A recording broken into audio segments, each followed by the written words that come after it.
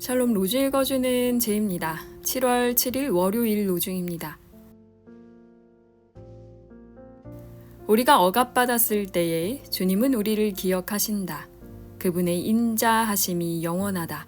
시편 136편 23절.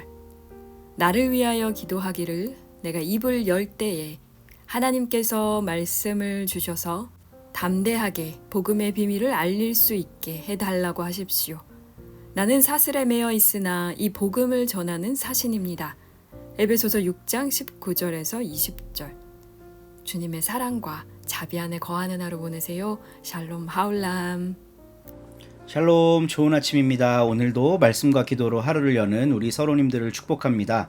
요즘 날씨가 많이 덥습니다. 바깥 다니실 때 더위 조심하시고 때때로 그늘에서 시원한 바람을 느끼며 쉬시는 우리 서로 공동체 됐으면 좋겠습니다.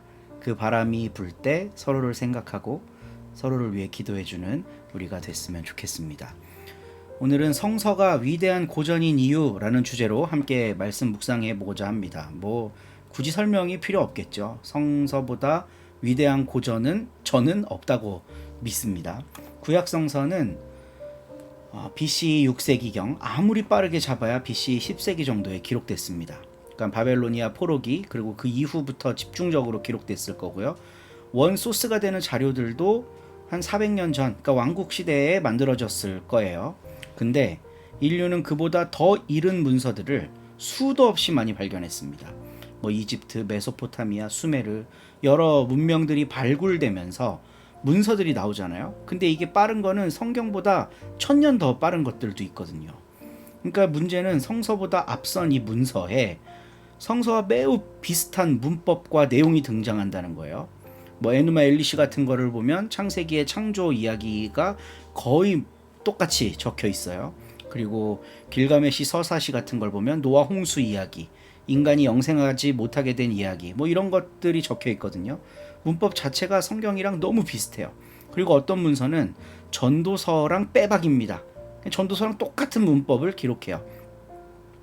에레미야 에가도 거의 비슷한 문법으로 기록된 더 고대 문헌들이 발견되죠. 근데 이러한 문서들은 수천 년 동안 역사 속에 묻혀 있다가 근대에 발견된 겁니다. 이제 고고학이라는 게 발전하면서 고대 문서들을 해독할 능력도 인류가 갖추게 되었고, 또 더 광범위한 지역의 문물들을 이제 발굴하면서 새로운 것들을 발견하는 거예요. 아주 대표적인 게 1945년도에 나그 한마디에서 성경 사본들을 발견한 거죠. 거기서 도마복음이 나온 겁니다. 아마도 1세기 혹은 그 이전에 쓰여졌을지도 모를 도마복음의 발견이 성서 역사의 판도를 흔들 만큼 아주 충격적인 거였습니다. 근데 새로운 문서가 발견됐던 건 놔두더라도 성서는 어떻게 이 오랜 시간, 2600년이라는 시간 동안 살아남을 수 있었을까? 인류의 고전이 될 수 있었을까? 오늘 로중 본문은요, 시편 기자가 하나님은 억압받는 자를 위해서 일하신다고 기록을 해요.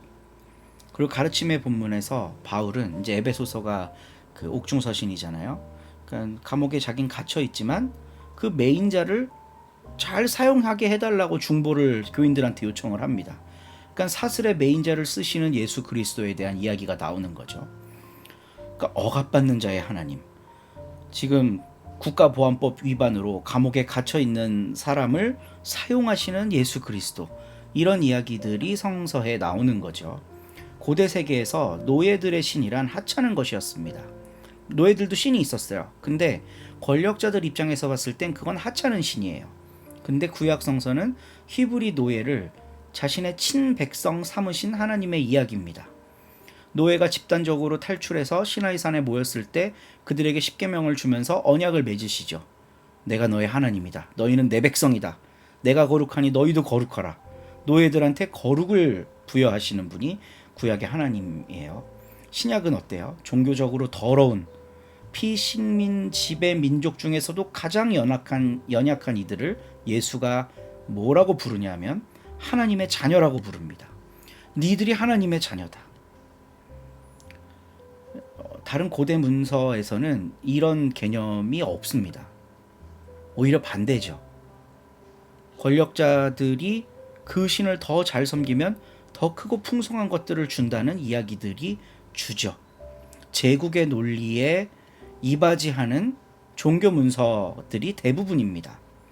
근데 성서는 그 제국의 논리 속에서 탄생했지만, 그래서 그 제국이 기록한 문서들을 상당히 차용한 건 분명하지만 완전히 새로운 관점으로 노예들의 하나님, 억압받는 사람에게 하나님의 자녀라는 권위를 부여하는 문서였다는 거예요. 저는 그래서 성경이 위대한 문서라고 생각합니다. 가장 위대한 고전이죠.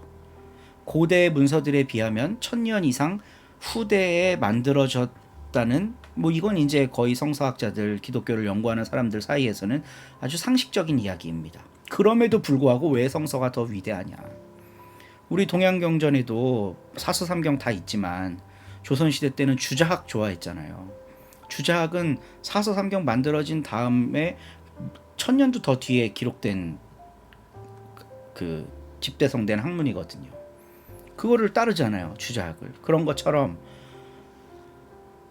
성서가 후대에 쓰여진 거임에 틀림이 없지만 그 성서가 주는 영향력만큼은 그 전때의 그 어떤 것보다도 위대했기 때문에 가장 위대한 고전이 됐던 겁니다. 우리는 그 신구약 성서를 바탕으로 신앙을 세워나갑니다. 저는 이거 말고 신앙을 세워나갈 수 있는 방도가 없다고 생각합니다. 교회에서 신앙생활을 배울 수도 있고 누군가에게 복음을 들을 수도 있죠.